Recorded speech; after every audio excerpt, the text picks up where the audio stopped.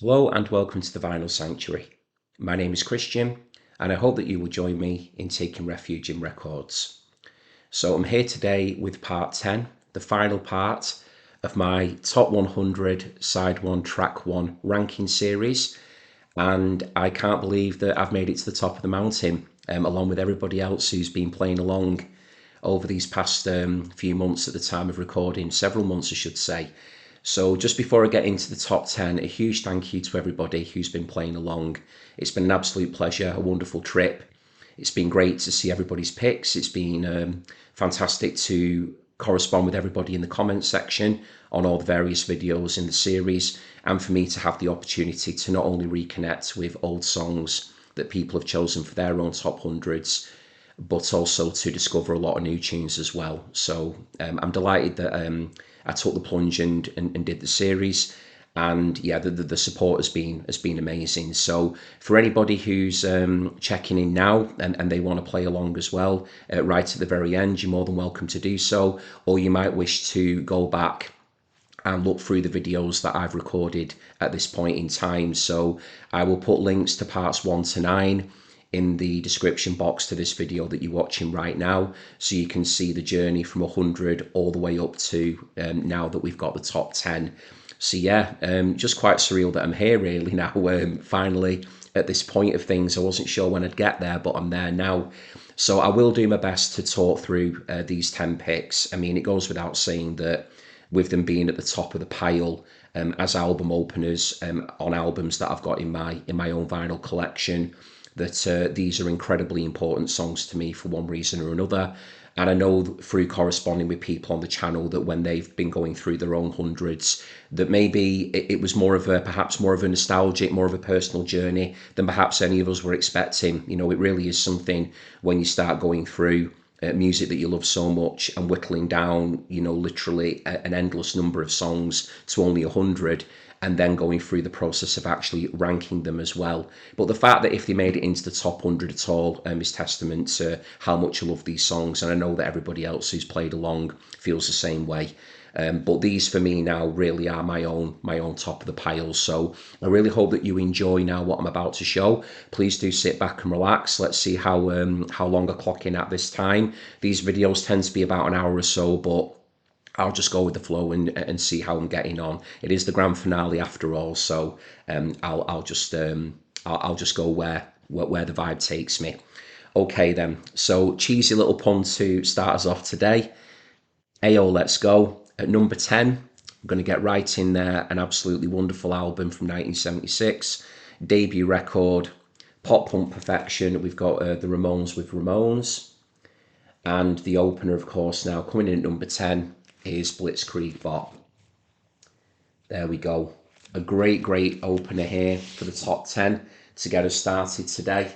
So yeah, that iconic calling from Joey Ramone to get things underway. Hey, oh, let's go. It's gone down in the annals of rock history. And it is just the most perfect way to open what for me is a virtually perfect album. It is my favourite Ramones album, but you know, I'm sticking to songs today. I have a tendency to start waxing lyrical about the albums overall. But as an opener, Blitzkrieg Bop is really where it's at. I love the lyrics of it. So they're forming in a straight line, they're going through a tight wind, kids are losing their minds, the Blitzkrieg Bop, piling on the back seat, the generating steam heat. I've always loved that line. Pulsating to the backbeat, the Blitzkrieg Bop. Hey ho, let's go. Shoot them in the back now. What they want, I don't know. And I love this as well, and they're all revved up and ready to go. So yeah, it chugs along. It sounds fantastic. Love the guitar work on it by Johnny, but the bass work as well by Dee Dee, drums by Tommy. The whole thing just comes together so perfectly. And it really is just a great announcement. You know, it just sums up what the Ramones were all about. It's a charged up rocker. I've got really fond memories actually of visiting a very dear friend of mine, because I do like to put anecdotes into my videos. I was up in Scotland, and I was visiting a friend of mine up there called Doug, and he actually put Blitzkrieg Bop on this very impressive speaker system that he had. If you are tuning in, Doug, hope all's well with you. and he cranked up that volume like you wouldn't believe. I actually thought that my rib cage was gonna cave in. It was so loud, but boy, did it sound amazing. I mean, that's really the volume that you need to be listening to a song like Blitzkrieg Bop at. I mean, that happened in more recent years, that memory. But this is a song, that it's been in my life for decades now. It is just one of them tunes that I just can't get enough of. And yeah, it had to be in my top 10, and it is just there at number 10. So an amazing tune, Blitzkrieg Bop. I'd have no complaints whatsoever if people had this, top 5 or even at their number 1, because it is just so perfect, really, as a tune. I love everything, the length of it, the way Joey sounds on it. Yeah, just can't get enough of it. Brilliant, brilliant tune, that one. So number 10, Blitzkrieg Bop by Ramones from 1976. Okay, so coming in at number 9, we've also got another album from 1976, another opener. It's just how it lands sometimes, not in any way intended, but it can work out that way. So with this one coming up now, we were there with the East Coast there of the USA there with the Ramones in New York. Going over now to the West Coast here. I do think that this band at one point maybe did end up coming over to Britain and being based in Britain for a time actually as well. But I do think that they were originally from California. I'm just going to double check that now, just to make sure that I'm not speaking out of turn or anything. Yeah, I was right.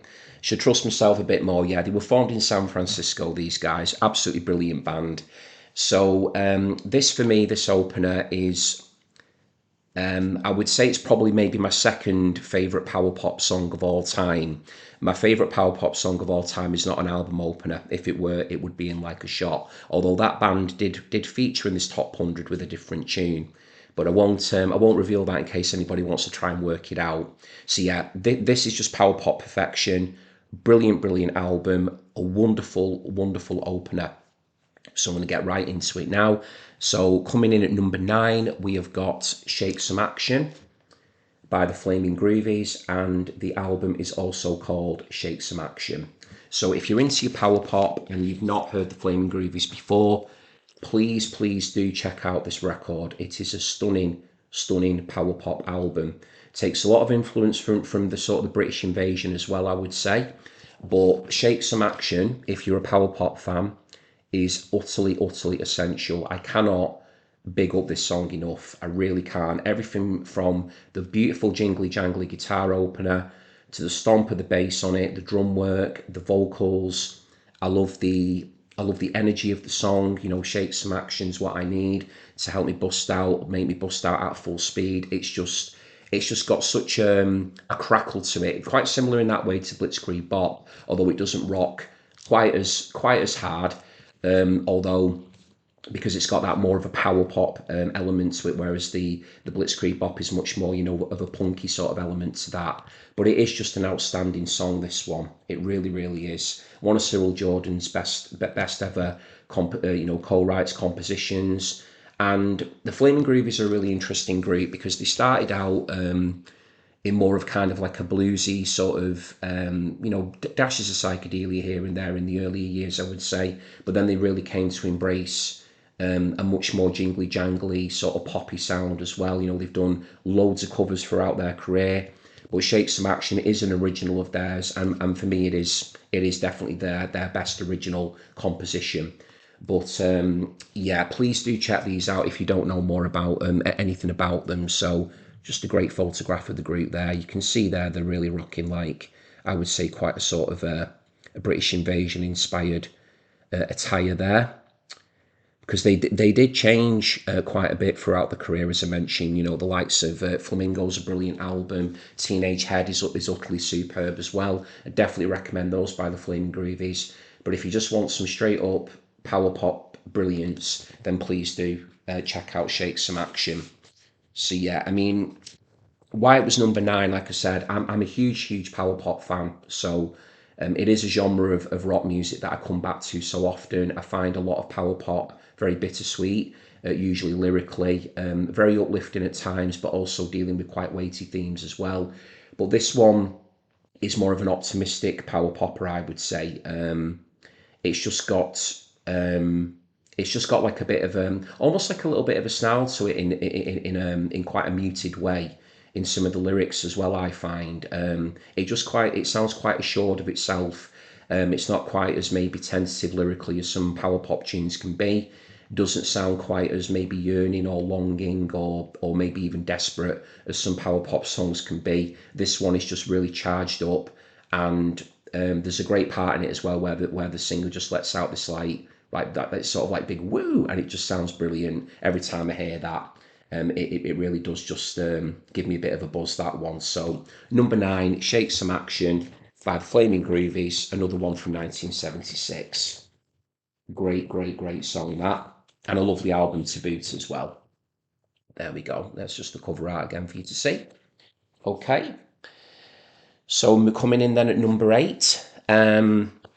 Right, so this pick here now for me, even though it's not at number 1, is the most personal in terms of childhood. So what I've noticed throughout my journey with doing this top 100, and I think it's been the same for quite a number of people who've played along, and maybe for those of you who maybe choose to play along in the future at this point that I'm recording, going back to childhood and working through songs that I discovered at certain ages in my life really proved to be quite pivotal in my decision making as to what made the 100 and what didn't.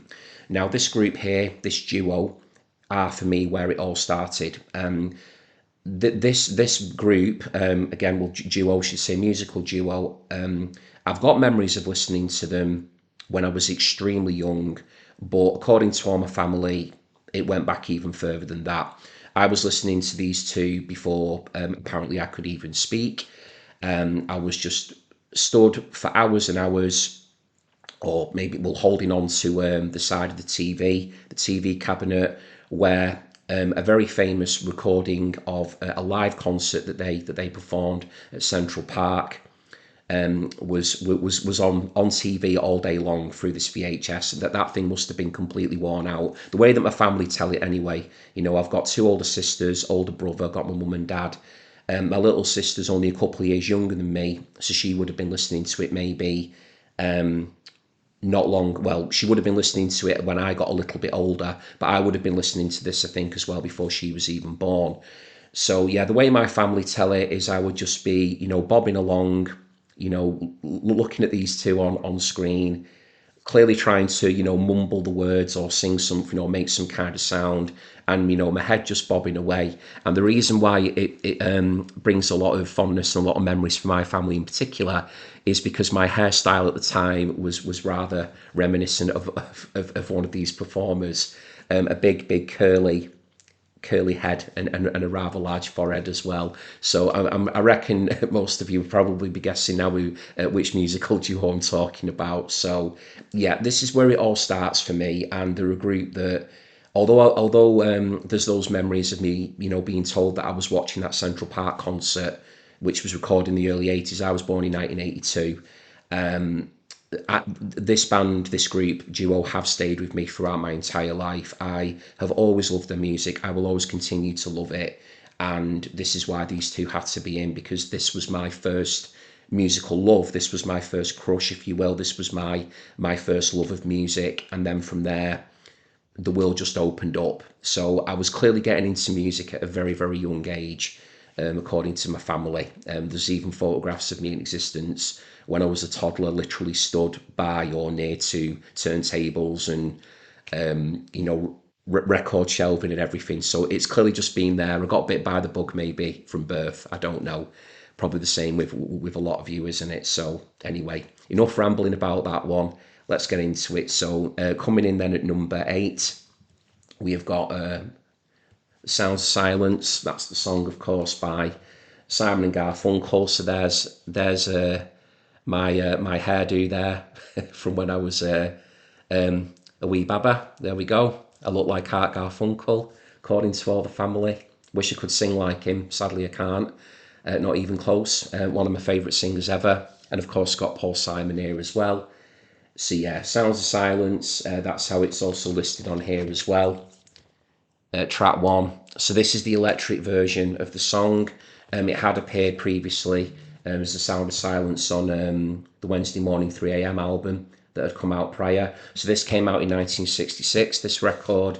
And yeah, the electric version, be interested to know whether or not people prefer the electric version to the original acoustic arrangement. I personally prefer the electric version, just gives it a little bit more power to a song that's already got immense power to it. So let's get into talking about the song, shall we? So obviously it opens with the immortal line, "Hello darkness, my old friend.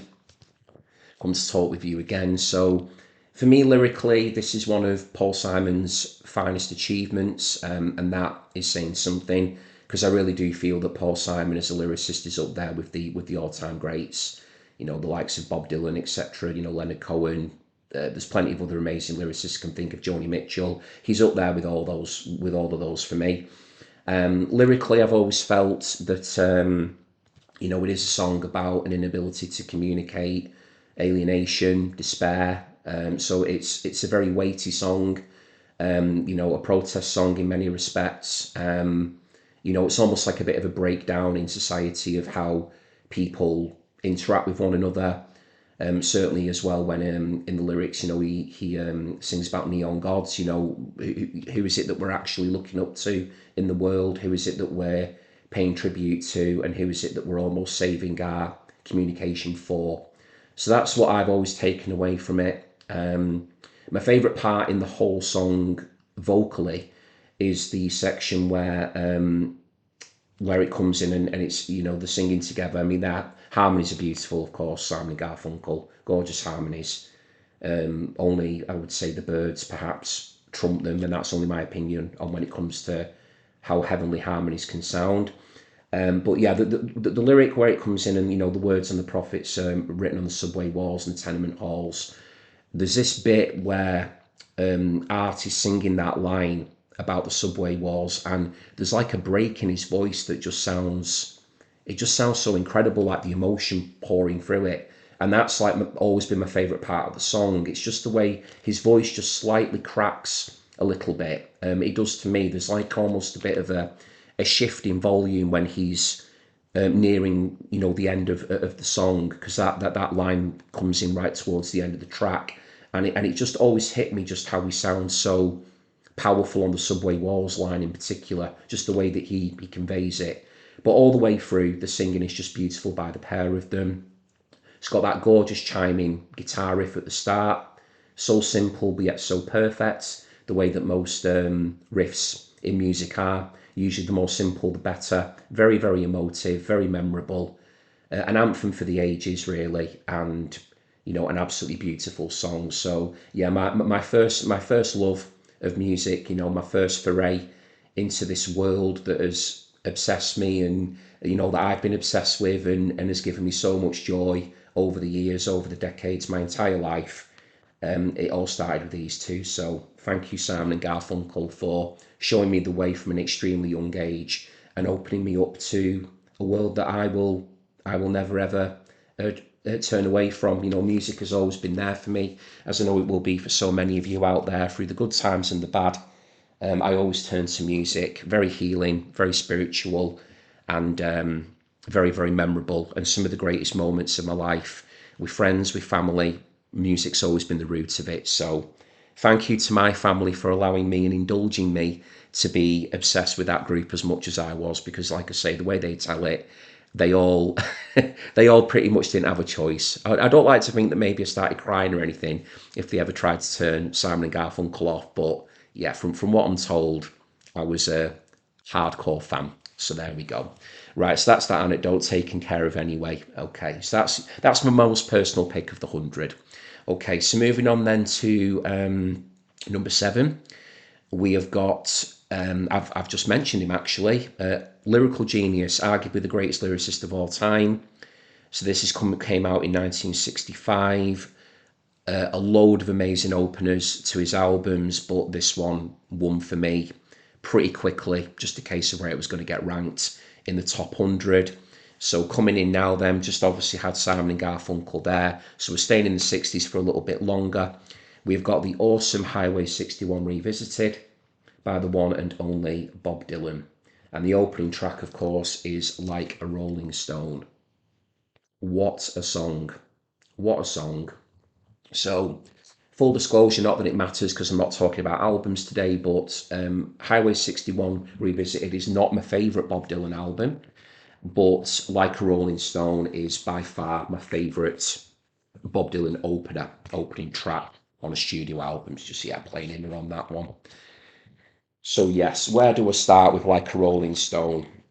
So, again, as you'd expect, this is the top 10 now. So, we're talking about songs here that in terms of legacy, in terms of longevity, memorability, impact culturally, influence, getting people to pick up guitars and form bands, whatever. These are the songs that just, do it for people, certainly do it for me. This is why they're in my top 10.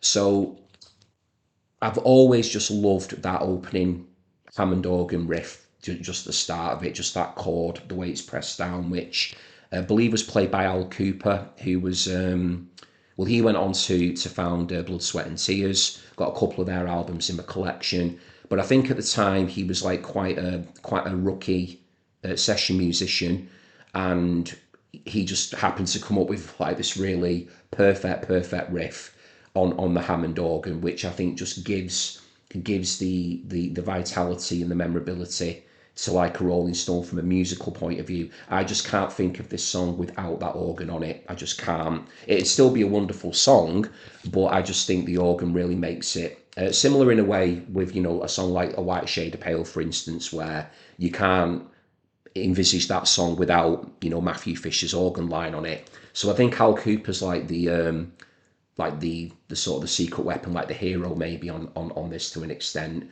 But the rest of the band, I mean, musically it is just a fantastic composition. It really is.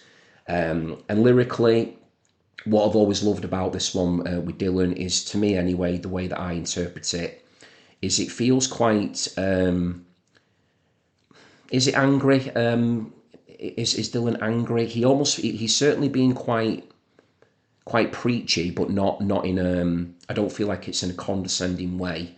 I don't think he's up on his soapbox or anything in a way that makes me turn away from the song or anything lyrically. I mean, I think lyrically it's astonishing. But what I mean by preachy is he almost seems to be almost like reprimanding somebody or warning somebody. I don't know the full history of the song from a historical aspect. I'm not sure if it's autobiographical or not. I don't know regularly with Dylan whether he did write all that autobiographically, because I think he liked to retain a bit of a mystique about him and his real self. Although Blood on the Tracks is assumed or argued to be quite a confessional autobiographical record. But yeah, I just feel like the way that he just sings lines like "How does it feel?" like he sounds really angry, like in a way, and really sort of just telling someone off, or telling maybe society off, or there's just something about it that when I listen to it, I can't help but be really mesmerised by the performance from a vocal point of view, and just some of the lines in it as well that really make me stop and think. To be referring to people, or the person having no direction home, a person who's utterly lost, becoming a complete unknown. Is this a person who's maybe afraid of becoming an unknown, or have they maybe experienced some sort of fame or celebrity or status within society or within maybe their own circle, but then there's this risk of losing it all, or they have indeed lost it all. How does it feel to be on your own? There's just something about it that feels quite personal, I would say, quite cutting as well. But again, that's only my take on it, and I always love like having the opportunity to discuss lyrics with the people as well, because especially as well when it comes to someone like Dylan, because there are literal scholars out there of the man who've studied him in a far greater depth and detail than I ever would or ever could. So I always love to get that second opinion as well, and that more informed opinion. So if people do want to kind of enlighten me a bit more on the background lyrically of Like a Rolling Stone, then please do get in touch. But for me, I'm just analysing this one more as a song, and compositionally, the length of it's perfect. Even though it's quite a long song, but it's the perfect length for what it is. The production of it, everything just comes together so beautifully and perfectly. And from an instrumentation point of view, not just Al Cooper's contribution, but just everything else going on in the mix. I just love it so much. And yeah, a very easy pick for me as my Dylan song, but then it was just a case of where I was going to rank it. So there we go. Like a Rolling Stone, number 7 by Bob Dylan on Highway 61 Revisited. What an album, what a song. Okay, so moving on then. Gosh, we're already up to number 6. So yeah, I'm going to do another cheesy pun here now. So I had Hey Ho, Let's Go before, didn't I, with the Ramones. So at 1, 2, 3, 4, 5, 6, we've got Roadrunner by the Modern Lovers. What a song. Jonathan Richman, Modern Lovers. Great song on the album, of course. This is from 76 as well. Gosh, yeah, it is, isn't it? 76, I think. Yeah. Gosh, is that my third album from 76? Wow. How on earth did that come about? So clearly, is 76 proving to be my year when it comes to yeah, it was 1976. Wow. So yeah, maybe I've proven something to myself there. It didn't even occur to me that my top 10 of album openers, clearly 1976 is my year, everybody. Got 3 in there from that year. There are 2 coming up that are from the same year, but I think to have 3 in there just maybe goes to show that there was something in the water in 1976 when it came to creating album openers that I particularly enjoyed. So there you go. So there's the album cover, of course. Great photograph there on the back of the Modern Lovers. There we are. So we've got Ernie Brooks on bass and background vocals. Jerry Harrison, piano, organ and background vocals. Jerry Harrison, of course, going on to being the Talking Heads. There's Mr. Richman himself, vocalist and guitarist. And then we've got David Robinson on drums and background vocals as well. So yeah, what an album, what an opening song. Love Roadrunner so much. And interestingly as well, another thing's just occurred to me that this is the first group in this top 10 where 3 of my picks are all from the state of Massachusetts as well. So get your thinking caps on. People out there following along, what other groups do you think from Massachusetts might be in? Which other 2 might be coming up in my top 10? Have a think. So there you go. That's my copy there of the Modern Lovers. Nice big thick heavyweight pressing of it there. Got a little bit of little residue there. So yeah, it's a music on vinyl copy, that one. See there it says on the hype sticker there. Yeah, classic album, 180 gram of this one. Okay, so why do I love Roadrunner so much? Well, I think it's just another one of those perfect rock songs, in the way that Blitzkrieg Bop is perfect. It's just the 2-chord chug of the thing. It's the way that it literally motors along with, talks of, being out on the road, with the radio on. I love Jonathan Richman's vocal on it. And something else that's kind of occurred to me in more recent times with the composition of Roadrunner is that I know that it's hugely influenced by Sister Ray, by the Velvet Underground. I knew that anyway. You only need to hear it to sort of hear the Sister Ray influence on the track. And of course, Jonathan Richman was a Velvet Underground disciple. But what I've also noticed about Roadrunner as I've maybe gotten a bit older and gotten into this music a little bit more is it's got like a really sort of a European, almost like a krautrock sort of feel to it as well. Almost like a bit of a Motorik sort of drum thing going on. The organ work on it by Jerry Harrison, another great organ contribution, by the way, here. It just feels almost like when I'm listening to it, it could almost be like a Stereolab track or something like that. Clearly a group, like Stereolab, who came many years after the Modern Lovers. I just feel that they were taking influences and cues from a group like the Modern Lovers, like the Velvet Underground before them. Maybe the likes of Noi and Can and a lot of those krautrock groups as well. And yeah, the more I listen to it more now in more recent times, I do feel like it's almost got a bit of like a European gloss to it.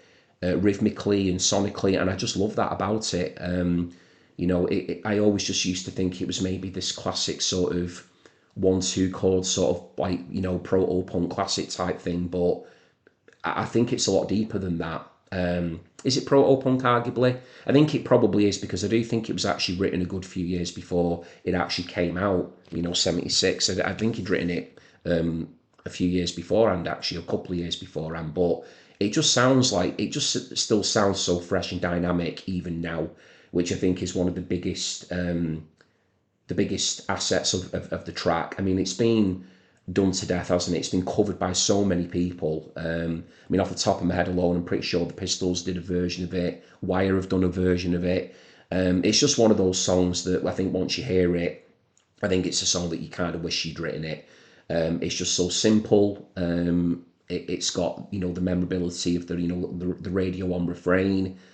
I love the bit as well where the music just sort of temporarily halts and you've just got the drum going, and that's the bit where Richmond sings, I'm in love with rock and roll. Just love it. Just when it all kind of cuts out by the drums just for that moment, and then it all swells back into being again. Just love it. Great use of dynamics on that one.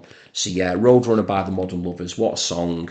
Could talk about that one all day, could talk about all these songs all day, but that one is very, very special indeed. Jonathan Richman, a very singular talent, love him to bits. He's someone I'm still on a bit of a journey with, really. I would love to have more of his stuff in my collection. I've probably heard more than I own, but yeah, I mean, that album for me is an essential, and that has to be well, I certainly think it is, because it's in my top 10, one of the greatest album openers ever. Be interested if anybody else has picked that one, actually.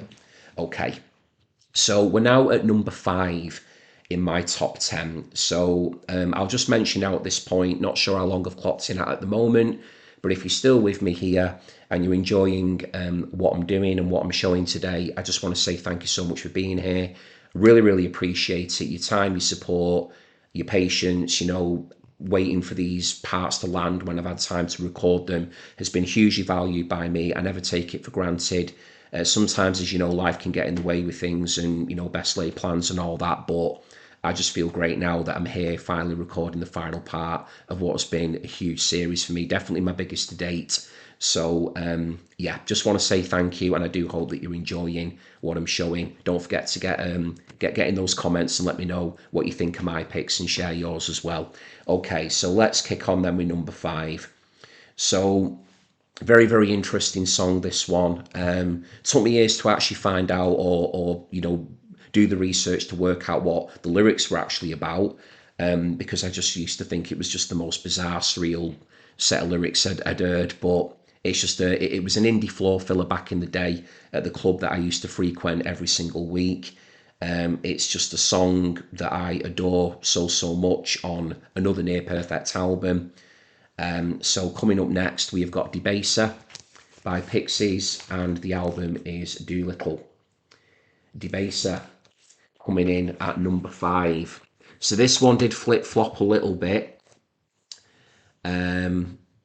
It was a little bit higher at one point, and then it kind of dropped down a bit, and then it was up, and then it was down, but then it landed in the middle at number 5, Debaser. But this top 5 here now, really, they could all on different days be, well, actually no, number 1 is number 1, but the other 4 could kind of flip-flop a little bit. So let's get into Debaser. So yeah, brilliant album, love that artwork, courtesy of 4AD's in-house design company at the time, 23 Envelope.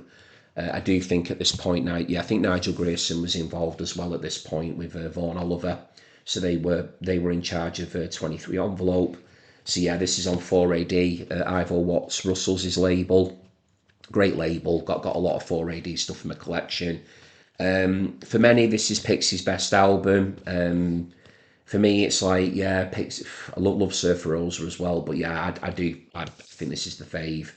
Certainly as I've gotten older, I just appreciate everything about it. But yeah, let's get into Debaser. So just show the inner off first. Yeah, it's got the original inner on it. Getting a bit tatty at the sides, this one. Got a couple of splits, sadly, there at the side. Probably just because it's been played so often over the years, and it's just maybe gotten a little bit little bit frayed there when I've been pulling it, pulling it in and out. Although I always try to be extremely careful with my records. Yeah, in fact, I actually think that might have even been like that when I got it. There's no way I would have let that happen. So yeah, I'm gonna have to sort that out there. But yeah, it's an original pressing, this one.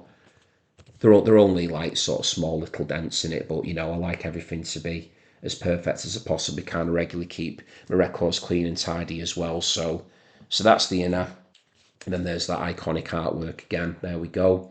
So yeah, Debaser. So musically, it's just an absolute rush. Starts off with that brilliant little bass line by Kim Deal. The do do do do do do do do do do do do do do do, just brilliant. You got the guitars coming in then, courtesy of Black Francis and Joey Santiago. Drum work by David Loverin is amazing, and then you've just got this really, really compelling vocal on it by Black Francis. Got me a movie, I want you to know.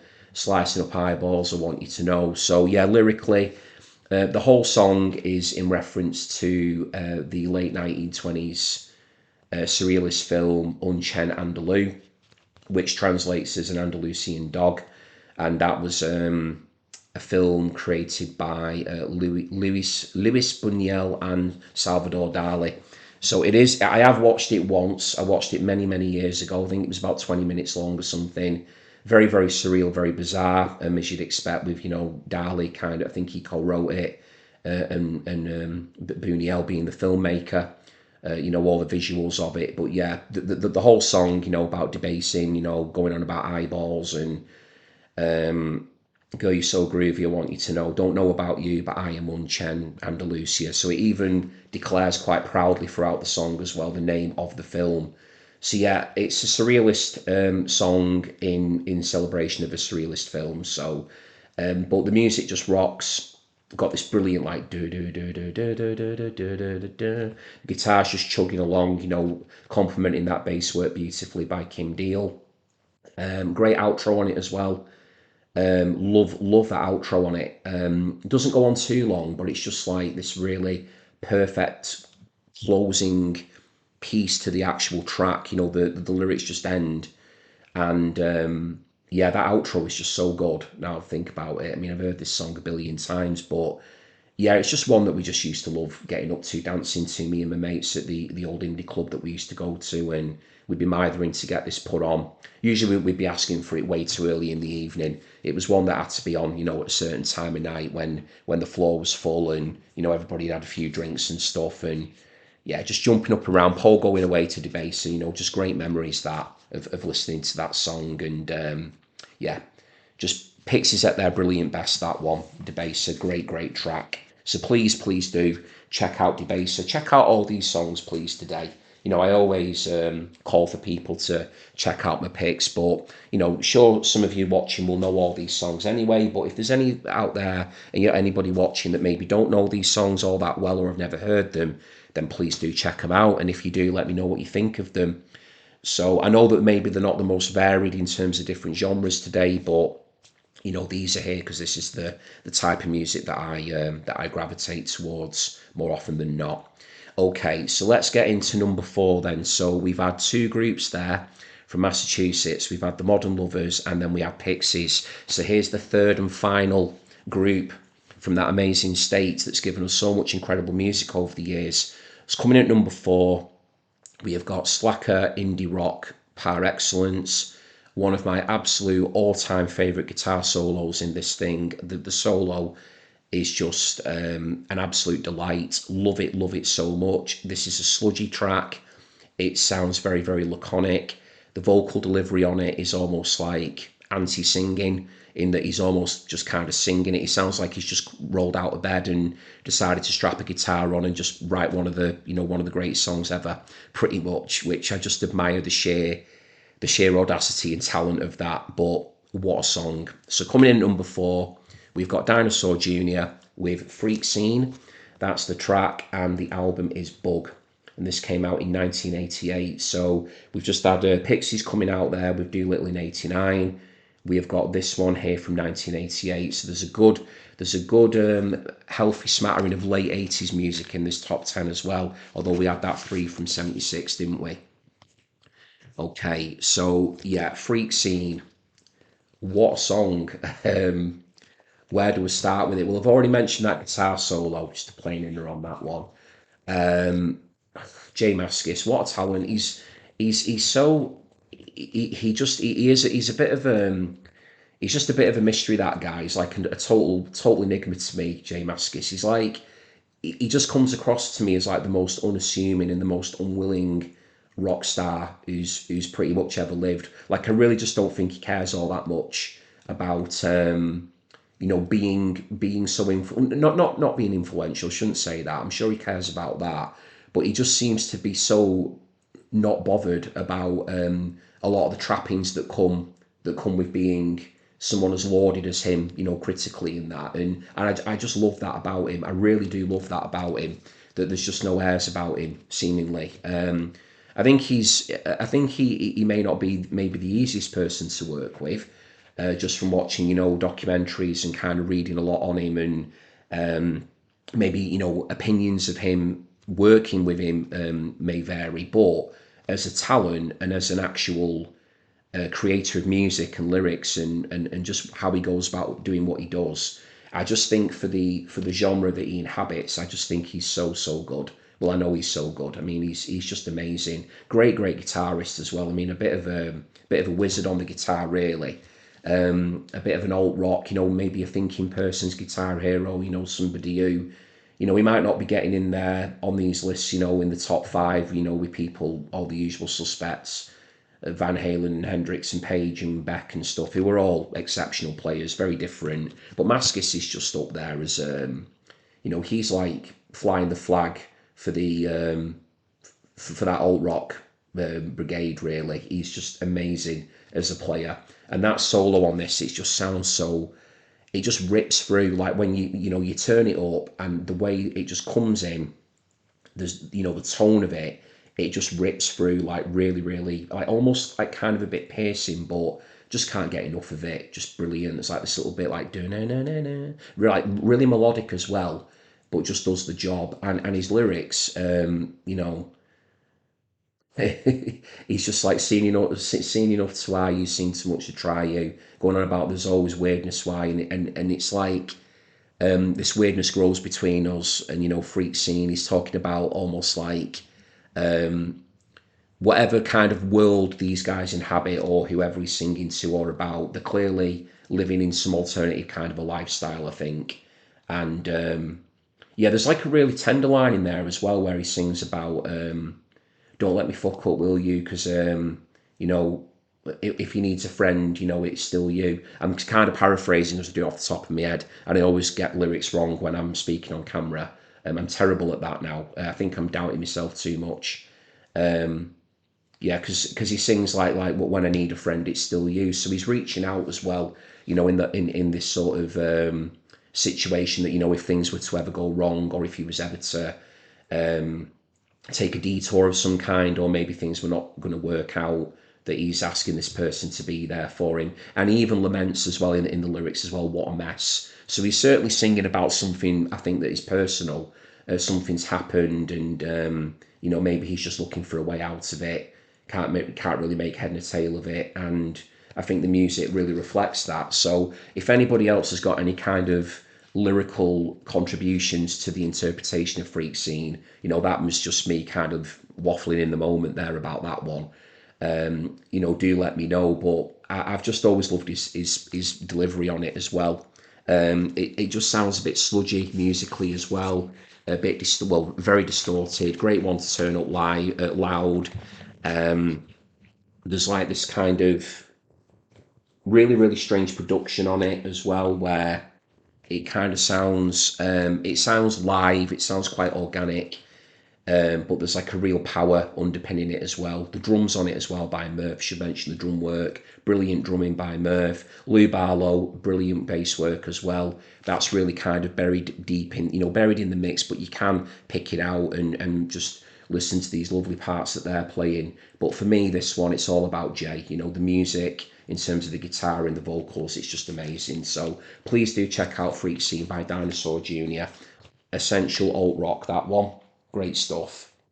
Okay, so now we're in the top three. So coming in at number three, then, this one is also from 1989. So sharing its year of release with the Pixies, with Doolittle and Debaser. This one here is arguably the greatest Manchester album ever made, greatest Baggy album ever made. For many, it is just one of the greatest albums ever made. I would certainly put it up there. This came out in an exceptionally strong year of music for me in 1989 with the likes of Doolittle, likes of Disintegration by The Cure. 89 is a stunning year for me when it comes to music. But this album here, this opening track, utterly amazing. A very, very magnetic, hypnotic song. One of my elder sister's favourite songs of all time as well. So Kelly, this one's for you. So coming in at number three, we have got I Wanna Be Adored by the Stone Roses. And of course the album is self-titled The Stone Roses debut record. I Wanna Be Adored. Wow, what a tune. So before I get into the song, just have a look at that artwork there for a moment. Beautiful, beautiful piece of art there by John Squire, the guitarist. Jackson Pollock inspired with the the gorgeous use of colour here in the background. The drip effect that Pollock pretty much pioneered and made his legacy on that. And then we've got references in here to the Paris riots. The student riots back in Paris in 1968. So we've got the French flag there. And then the lemons here, they symbolise, so the students who were protesting would actually suck on lemons to counteract the effects of tear gas that were being used against them during the rioting. So that's the significance of the lemons there. And yeah, just a lovely, lovely piece of artwork. Immediately brings you into the record before you've even heard a note of it. Got a brilliant picture here on the back as well. I've always loved this photograph. So who have we got here? So we've got Rennie here on drums at the back. Got Manny there on the bass guitar. Got Cressa in there as well. Love Cressa. He used to help with, I think he used to work on John Squire's pedals and effects and stuff on his guitar. Brilliant dancer as well, Cressa. Great guy. I think he might have been responsible as well for getting the group into the Rain Parade as well. I think, or pretty sure I read an interview once or saw something where Emergency Third Rail Power Trip is one of Cressa's favourite ever albums. So big shout out to him. Got Ian Brown there, of course, on the vocals as well, doing his thing, looking very cool. And then you've got one of my absolute guitar heroes here in the one and only John Squire, rocking a brilliant haircut, just looking cool and doing his thing. So yeah, Mr. Squire, wonderful guy. Great talent, they all are. So let's get into the song then. So I Want to Be Adored. Oh, actually, sorry, getting ahead of myself. Show you the end of there as well. Always love that artwork as well. Look at that, absolutely brilliant. The Union flag there, of course, with the the stars interspersed into it as well. Got some more really cool pictures there of the band. Great one in the corner there of John there on his guitar, concentrating. Got Ian dancing here with his microphone. Get all that in there. That's a fantastic photograph there. That photo shoot formed the front cover of the Turns Into Stone compilation. Photograph from that session was used for the cover of that compilation. That's a brilliant compilation, that. So there we go. Okay, so that's the inner stuff taken care of, the artwork. So yeah, the song I Want to Be Adored.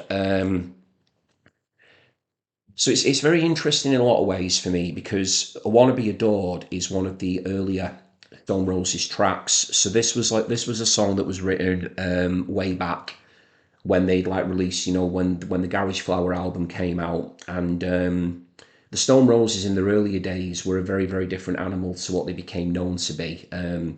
So they were very goth inspired in their earlier days, right down to wearing leather trousers and paisley shirts, and their haircuts were not in keeping with the sort of the kind of the mop top, bowl cut, baggy sort of look that they went on to be almost like the pin-ups of, really. They did not start out looking like that. They really didn't. They were more akin to looking like members of the Jesus and Mary chain or the Sisters of Mercy, groups like that. So there was a very dark sound to the Stone Roses at the beginning. And what I find really fascinating about I Want to Be Adored as a song and also as an opener to an album that is considered by many, myself included, to be almost like a summer album and very optimistic. It was sort of helmed, birthed at a time where, you had the whole sort of the Manchester scene going on where it was all, very euphoric and ecstatic, etc. I Want to Be Adored is like, for me, a bit of a holdover from another time. So it's actually quite a gloomy, dark song, the way that it opens the album up, but then the album goes and it almost like erupts into this glorious technicolor, the songs that follow, She Bangs the Drums and Waterfall, and these very sort of up sounding, very beautiful, jingly jangly, chimey, Birdsian type tunes. But I Want to Be Adored is dark, very dark. It's got a rumbling bass line on it from Manny that sounds like it's like creeping up, from out of nowhere, almost like kind of rising from the depths of some, dark hole somewhere. A very, very ominous bass line to it. Then you've got Squire's guitar lines coming in that sound very sort of distant and a little bit almost like spectral and very almost sort of like flitting in and out at the start. Some lovely little bits he's playing. The drumming on it sounds quite sort of dangerous as well, and sort of a little bit like a bit just quite, yeah, like quite dark again, like there's just something really gloomy about it. But then with the crash of the dum dum and then the great riff by Squire, the brilliant. That was awful for me doing it, but I'm not going to do the full thing. I'm not going to sing it out. But that riff is one of Squire's best riffs. That sort of then brings the whole thing up in terms of volume. It just sort of gathers pace and then it bursts through the speakers. But then you've got the lyrical theme then as well, very dark. I don't have to sell my soul, he's already in me. So there's all like this very kind of Faustian sort of devil, sort of devil kind of thing going on to it as well. You can't get more explicit than that. I don't have to sell my soul, he's already in me. I don't need to, I want to be adored. So it's kind of singing about, self-aggrandizement, self worship, I suppose, in a sense, which is not the most optimistic, I suppose, or desirable thing to be singing about in terms of, creating an album that's gone on to be seen as being like quite light and gentle. It's a very dark song, but it's fascinating for it. It's an amazing song.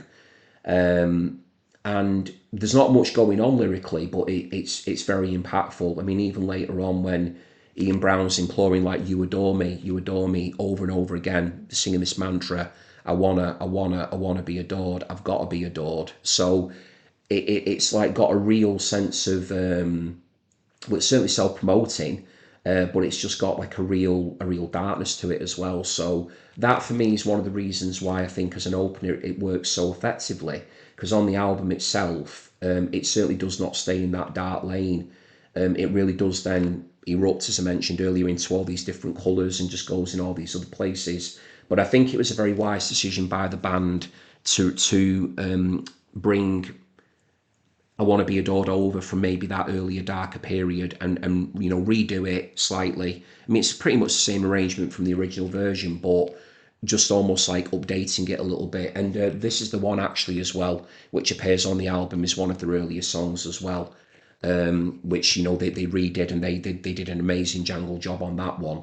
But I do think I Want to Be Adored still does retain that darkness and potency, which just makes it really stand out. And as an opening track, it's utterly amazing, because it's just a really moody scene setter. So great work there by the Stone Roses. Everybody's on great form in terms of the musical side, and I do think it's one of Ian Brown's best vocals as well. Okay, so I'm conscious I spent quite a bit of time on that one, so I will move on. It's because we're getting into the top three, so these tracks maybe deserve a little bit more time. Okay, so I just need to check something very quickly here before I get into this next one at number two, because I'm trying to remember when this particular film came out. So, as you all know, people that tune into me regularly, I do like to get film references in to my gosh, 2000. Wow, right, okay. Wow, I thought it was about 2000. Right, well, that'll explain that then. Okay, so I'm going to get into it. So, coming in at number two. So the very first time I heard this song, this is going to be a big clue for people now who are in the know with the film, was this film that I've just found out there that had come out in 2000. So I would have been 18 or thereabouts then. Yeah, 17, 18 when the film came out. Loved the film so much, and the opening track, which is quite coincidental and quite cool, given that we're doing an opening track series. The opening song on the film was this song. I'd never heard it before. I was just immediately blown away by it. I remember pretty much sitting throughout the rest of the film thinking to myself, I have to find out what that song is that I heard at the very start, because you pretty much hear it almost in its entirety, really. You know, where it transitions from the opening credits of the film, you know, with the needle dropping and then goes into the first scene of the film. You do hear a good portion of the song, certainly enough for it to make an impression on me. And I was just thinking, I've just got to get that song. And one of those, you know, you hear it, you think, where's that been all my life? I've loved it ever since. So I've loved it for what, 25 years now or whatever. So that's why it's number two in my top 100 album openers. So coming in at number two, we have got You're Gonna Miss Me by the 13th Floor Elevators. And the album is The Psychedelic Sounds of the 13th Floor Elevators, which I think came out I think it was 66, this one. So that would make it the same year of release as Sound Silence by Simon and Garfunkel. So yeah, that film I was talking about was High Fidelity. So yeah, 2000. I remember my friends going watching High Fidelity at the pictures. I think I might have gone with. I think I might have gone with my brother to watch that. I don't think I saw it with my friends. It was my brother, I think. I remember my friends giving me a bit of stick about the fact that they thought that I was, you know, a lot like the Jack Black character in the film, which did make me laugh. I mean, I did work in a record shop. I'm always talking about my halcyon days working at the local record shop, the Pink Pig, where in the town I grew up in, with Jim, the greatest boss I ever had, and then I did a stint at HMV as well before I got into my job working for the newspapers after I'd graduated uni. I did do some time at HMV as well. But I remember my mates watching High Fidelity and just saying that the Jack Black character was, what was his name in it again? It was Barry, wasn't it? Is it Barry or Dick? Yeah, but Barry. Yeah, Barry. It was, wasn't it? Yeah. Remember saying that I was like him in it, which I thought was really funny. Very opinionated I was back then. A lot younger and not very wise. Thought you know, knew a lot about the music back then, and yeah, it's only when you get older you realise you've got a lot to learn, haven't you? So yeah, that was always a good memory. But listening to You're Gonna Miss Me, what a great opening song on the film, but also what a great opening track on this amazing album. So yeah, I had to go away and find out more about the 13th Floor Elevators. So yeah, I'm in my late teens. You know, ended up getting the Nuggets compilation and stuff as well later on. You know, it appears on that as well. The classic compilation compiled by Lenny Kaye. But yeah, this is just like psychedelic excellence. So the reason I love it so much, the reason it made such an impact on me is at the time when I first heard it was it's just the screaming on it by Rocky Erickson. These are a band who came out of Texas as well. So if you're into like your sort of your acid drenched, you know, psychedelia, this one is just essential. It really is. But got Rocky Erickson screaming on it, all this howling and hollering, which I found really irresistible. You know, just listening away to it when I watched High Fidelity. Loved the refrain in it as well of, you know, he didn't realise, like Sway sings, he didn't realise over and over again, and then it's like, oh no, this howling going on, just wonderful that. But the big thing about it, let's see if his name's on here. Where is he? Um, I'm gonna have to try and remember his name, aren't I? Is it Tommy Hall? Is it Tommy Hall? I think. So yeah, For anyone who's never heard this group, they have an electric jug player. And at the time, I mean, I didn't know that it was an electric jug because I just remember again hearing the song "You're Gonna Miss Me," and it's got this like this bubbling kind of like burbling sound going on all the way through it. And I just remember thinking as well at the time, like, what on earth is that? It just sounded amazing. Like, I couldn't work out if it was a guitar making a sound or if it was some sort of, percussion thing or whatever, but it's actually an electric jug being played. Right, I'm gonna have to check that now. Can't be making errors on my final video, just can't. I think it's Tommy Hall, who was the electric jug player. It'll save me having to do a note further down the line if I got the name wrong. Yeah, Tommy Hall. See, yeah, I've got to trust myself. Keep saying that. Yeah, Tommy Hall. So electric jug player. So what would we call him? I call a jug player a juggist, a juggler. Just brilliant. So this like burbling sound going on, Rocky screaming his head off on it. Brilliant little mouth organ blast towards the end as well. There's this great sort of surfy, twangy guitar break in there. Down, down, down, down, down, down, down, down, down, down, down, down, down, down. You're gonna miss me. He's got it all going on. Love the lyrics as well of it. You're gonna wake up one morning when the sun hits the dawn. Very sort of classic kind of psychedelic themes in a lyrical standpoint as well. So yeah, if you haven't heard this song or it's been a while since you've heard it, please do listen to it because it is just so good. I mean, it's very sort of like kind of Illuminati inspired artwork going on here as well, isn't it? It's like the Eye of Horus, isn't it? There, the pyramid, and then you've got the psychedelic colours and the eye imagery on the front cover there as well. So yeah, that's very much front and centre there with that artwork. So yeah, You're Gonna Miss Me by the 13th Floor Elevators. What a song! And it's become a bit of a running joke as well now as I've gotten older. When I've been out for a few drinks and stuff, when I've been out partying, had a few beers or whatever, it's quite. I don't know why I do it, but I end up doing it. Probably now just because it's become a bit of a running joke. But I will usually put on my Facebook page a link to that song when I've been out having a drink, and people will usually write back and say, "Oh, Chris has been out partying again," because he's put his 13th Floor Elevators up on his page. So that for me is definitely a party song as well. I love listening to that. Chilling out when I get home, crashing out to that when I've been out. If I've been out, not that I go clubbing much these days, but if I've been to down the pub or I've been to a gig and just had a really good night, that is one of my go-to songs to put on. Is "You're Gonna Miss Me" by the 13th Floor Elevators. So thank you to High Fidelity, the movie, the film, for introducing me to that amazing song. I've never looked back, and it'll always be in here. Okay, so that was number 2. Okay, so we are finally at number 1.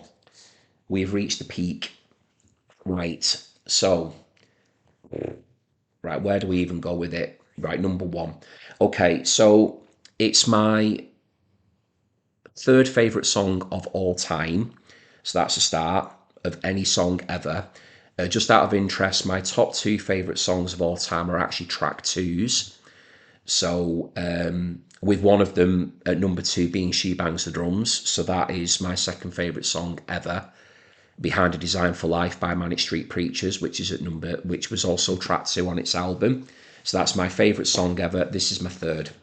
Okay, so that's that. So it is, of course, because it's number 1, my favourite ever. Side 1, track 1, side 1 on any studio album. Okay, amazing band. Seen this band more times than any other band, even though the Manics are my favourite ever band. I have actually seen this band probably twice as many times. I mean, I've probably seen the Manics about at least 20 odd times. I think I've honestly seen these guys over 40 times. I really have. I've just watched them so many times over the years. Been all over the country to see them. Never watched them abroad yet, but I've been all over the country to see them. Just love them so much. This song, just before I show it and reveal it, it just does something to me. I don't want to say chemically because that sounds pretentious, doesn't it? But it's just a song that when I put it on and I play it, I do get goosebumps every time I listen to it because of a certain part of it. So sonically, it satisfies me in every way, pleases me. The voice on it is just just spine tingling, shiveringly brilliant. The music, everything about it, I just think it's just such a perfect song. Because the Design for Life, She Bangs the Drums to me are perfect songs as well. But this one, in third place of my all-time favourite songs, it's just got a very magical quality about it. So coming in then at number one, here we go, everybody. It is The Cutter by Echo and the Bunnymen, and the album is Porcupine. And look at that absolutely astounding artwork there. Amazing artwork there. So this was done, the photography on this was done by Brian Griffin, and the scene here where they are, that's the waterfalls over at in Iceland, not far from Reykjavik. Have been to Reykjavik once before. It is by far one of the most beautiful, well, actually the most naturally beautiful place I think I've ever been. Stunningly beautiful. Extremely cold when I went, as you'd expect. It is Iceland after all. I would love to go back. I will certainly go back in the future. And I did go to this area. Did go and see the geysers and the waterfalls, and while I was over there, geysers, however people pronounce that. A stunning piece of photography there for this album, for this cover. Okay, so The Cutter. Wow, right. I'll do my best to try and articulate why I love The Cutter so much. That's just, here we go. It's got the original inner on it there as well, my copy. So yeah, this came out in 1983. Why do I love it so much? Sometimes, my words won't do it justice for me and how I feel about it, but I'll give it a go.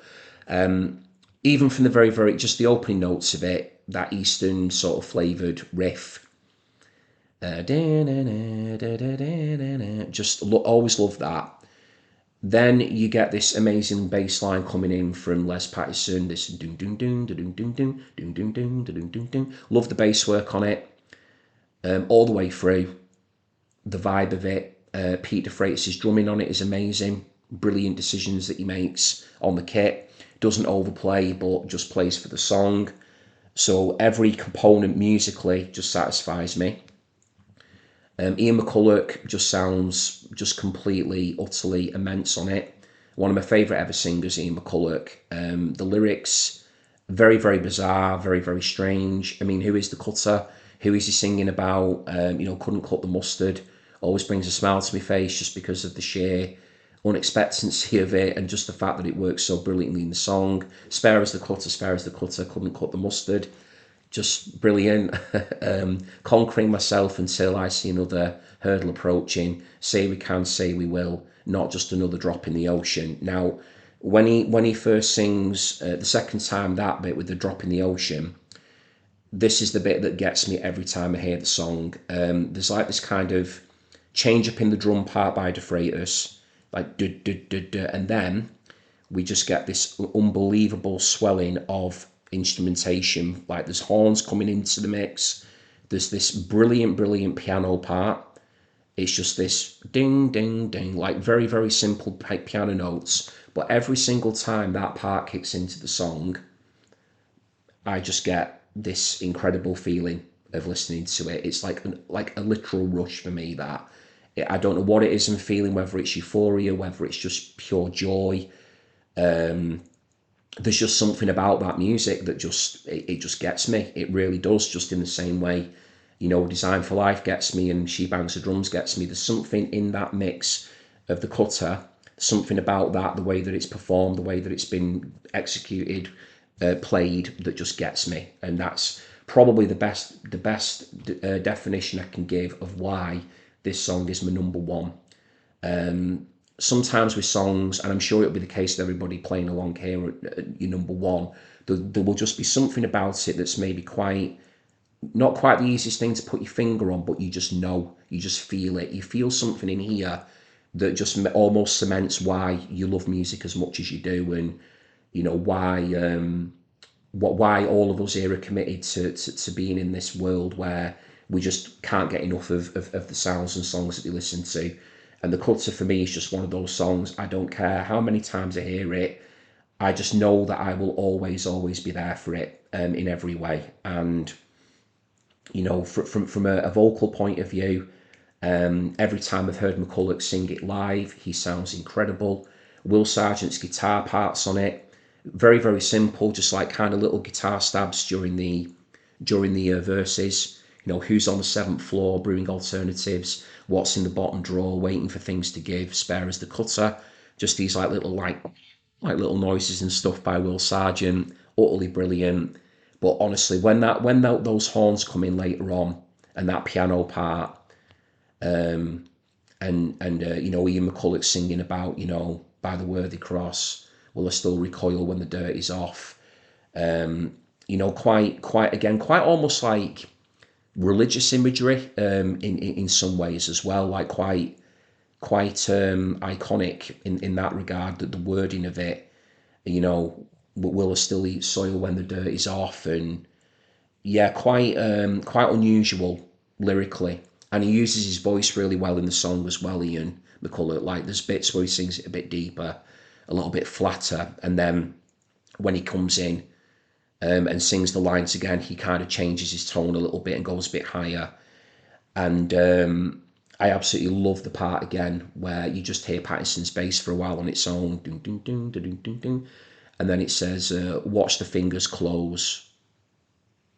Um, yeah, watch the fingers close when the hands are cold. I think it is. Yeah, watch the fingers close when the hands are cold. Again, when you hear something so often. Again, I'm trying to remember words like that. Always froze me. But yeah, just everything about it is perfect. It really is. It's just such an incredible song, The Cutter. My mates know how much I love The Cutter. I think everybody who knows me knows how much I love The Cutter. They're probably fed up with me going on and on and on about The Cutter. But I'll always go on about it because this song very much does cut the mustard. It really does. It's my favourite. It's my number one, and I think I'm going to leave it there because I'll be running out of words, and then you'll just see somebody waffling on camera even more than they've waffled before, and we don't want that. So I think I've done enough waffling. Not sure how long I've been speaking for, but all I will say to you now at this moment is I'm feeling quite emotional having finished that. To be honest, it does feel like I've completed something pretty important there in terms of the channel. This is something that I think in the time to come I can look back on that and think to myself that was really quite the journey. And again, as I mentioned at the very beginning of the video, I think what's made it so special for me is that so many people have been so giving with their time in terms of supporting the series and getting involved in it, and going to a lot of time and effort to create their own top hundreds. Because I think what I've been so impressed and so moved by is just how much effort and time people have put in to thinking about every album opener they could have they possibly heard. And also as well, like adapting the rules that I put on myself that I explained in part one of the series. Only having, for instance, one pick per artist or band. It has to be a studio album, that type of thing. So again, for people to have just gotten into the spirit of it the way they did, I'm just really grateful and so thankful for that. So, thank you to you all for watching and for being involved. And for people that are maybe catching up, after the fact when I've recorded, please do think about getting involved as well. I would love to see what other people would choose for their top 100. How would you go about ranking it? What would your criteria be? How would you even begin to pare down all of your picks to just 100? I am interested in the process from other people's perspectives because I've had a go and done it myself. So there you go. So with it being the final part, I'll just do almost like a kind of a top 10 roll call. Just a final run through, just with it being the last part. Okay. So at number 10, we have Blitzkrieg Bop by the Ramones. It's the only part I've done this for, but with it being the top 10. Number 9, Flaming Groovies there with Shake Some Action. Number 8, Simon and Garfunkel with The Sound of Silence. Number 7, Bob Dylan with Like a Rolling Stone. Number 6, The Modern Lovers with Roadrunner. Number 5, got the Pixies with Debaser. I'll put that one away properly in a minute. Number 4, we've got Freak Scene by Dinosaur Jr. Number 3, we've got the Stone Roses with I Want to Be Adored. Number 2, You're Gonna Miss Me by the 13th Floor Elevators. And then number 1, my all-time favourite album opener, we've got The Cutter by Echo and the Bunnymen. There we go. Okay, so thank you very, very much indeed, everybody. I will be back soon. I've got a few ideas for videos that I'd like to record next. I've not touched anything else during the series, the duration of this series. I've not done any deviations. I've just done the 10 parts in sequence as and when I've been able to do them. So there are a couple of things I've got bubbling away in the back of my mind that I'd like to get round to now that that series has been completed. So please do bear with me, everybody, and I will be back on the channel again as soon as I can with hopefully some more interesting content and stuff for you to take a look at. If you did enjoy today and you've not subscribed to the Vinyl Sanctuary, then I would be really grateful if you would consider doing that, please. It does help the channel to grow. And if you do make that decision, please don't forget to click the notification bell, and that will give you all the alerts that you need as to when I've got videos landing. Secondary to that, if you've liked the video today, then please do give it a thumbs up. I do appreciate that also. It means an awful lot to me. And it obviously helps continue again with the channel's journey and where it's headed to. So I'm all done. I'm going to go and have a sit down now after that one, go and put my records away, I think, go and make myself a brew. Can't wait to start getting the comments coming through and looking at what you've all picked. So until next time, bye for now.